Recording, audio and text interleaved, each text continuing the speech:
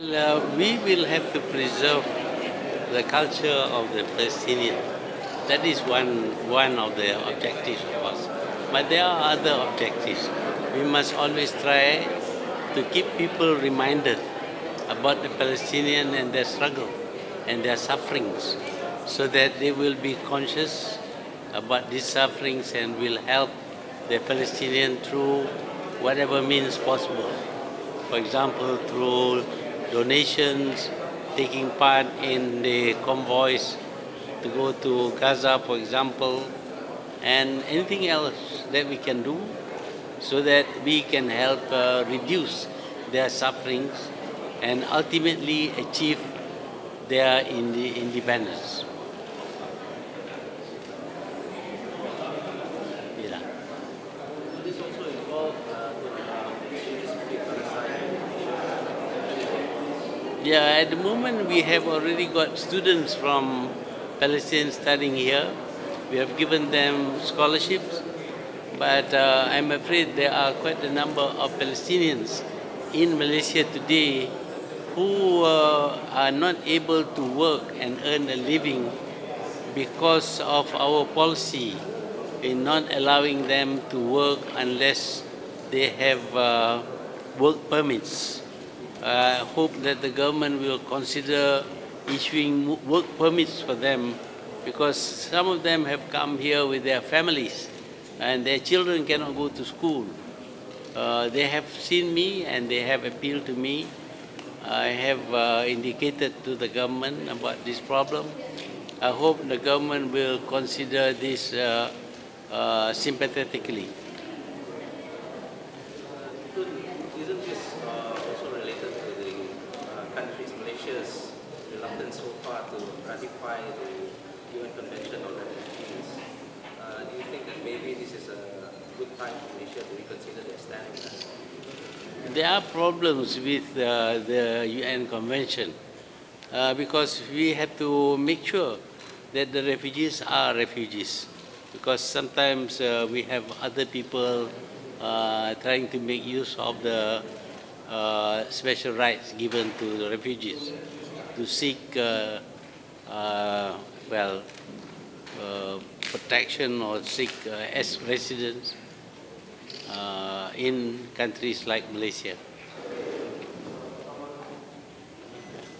Would you suggest it to the government? I think the government is already aware. Should ask him. If I may ask a separate subject. DAP Chairman Kapal Singh has issued a challenge to name opposition members who met prior to Sah Alam. So are you going to take up that challenge? Well, this happened over 20 years ago. I remember distinctly meeting them. I can't remember the faces of those people. I certainly remember that Karpal was not one of them. I think Kit Siang was one of them. And if they are true, I mean, they are not prone to telling lies, I think they should admit that I met them. They appeal that they should not be arrested. That's why I met them, to assure them they won't be arrested. It's embarrassing for me. After assuring them that they would not be arrested, they were arrested by the police. And of course, I have to sign the detention order. Karpal is a lawyer. That's how he deals in the courts. Ask you to remember something 20 years ago. Well, we have to get public opinion to apply pressure on governments. We cannot get governments to make decisions, but public opinion will help us achieve our objective. One way, of course, is, as pointed out, the Muslims in America are divided. They don't work together. The Jews are united. They have a strategy, and everyone follows that strategy. So much so that they can determine who will lead the United States. But the Muslims are divided. Some are supporting this man, some supporting this man. I have actually appealed to them during the election for, not Barack Obama, the previous one, appealed to them, George Bush, second term. Please don't support George Bush. But of course they say, well, he is giving this thing to us and all that. And if you are divided, you achieve nothing. Yeah, it's up to the Muslims to be united. We are Muslims, we are brothers, but we are not united. We are hammering at each other, even killing each other. I don't know where in the Quran it says that you should kill each other.